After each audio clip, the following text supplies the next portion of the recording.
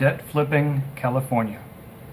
Oil is the most efficient source of energy when considering portability, energy density, safety, and usefulness. The manufacturing process produces all these products directly and indirectly from a variety of fuels to fibers. In order to go green, all these products need to be replaced. It makes the green movement look very uninformed. Members are very hostile towards fossil fuels, such as coal and oil.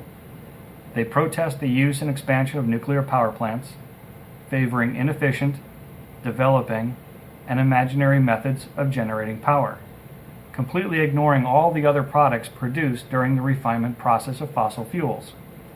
Bacteria is not going to shingle my roof. Public pressure forces unrealistic pressure on the power companies to go green. Debts are not just financial. The easiest avenue, and the most visible, is to exploit wind energy.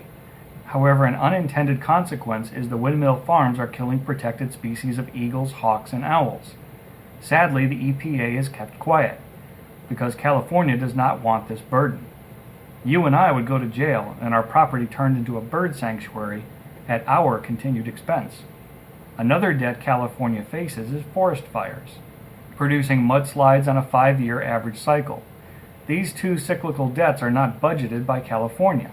Instead, they are dumped on the other states, abusing American compassion. California could install fire breaks throughout forested regions, but this requires money and would upset the greeners. Let the other states pay for it. California's tax burden is shrinking, while growing social programs are increasing the public sector employment burden. The private sector just cannot pay for it anymore. All these debts can be settled by relaxing regulations on power companies and making them a deal.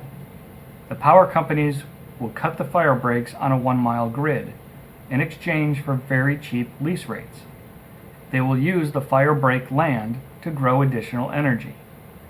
Nature is more efficient when it comes to utilizing solar power.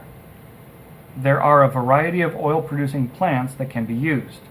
Sunflower is my choice because it is easy to purify with centrifuges and has useful byproducts to help the local farmers, such as fertilizers and cattle feed, but that's another discussion. This increases private sector employment and the subsequent tax revenue.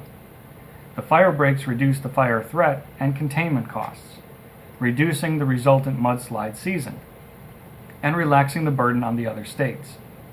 Employment and tax revenue is up, even though wind farms are disassembled to comply with federal law to protect our feathered friends.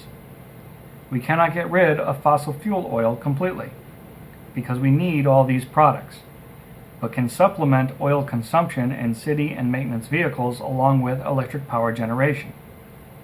Once the process is established, California can gradually increase land lease revenue. Debts paid through capitalism.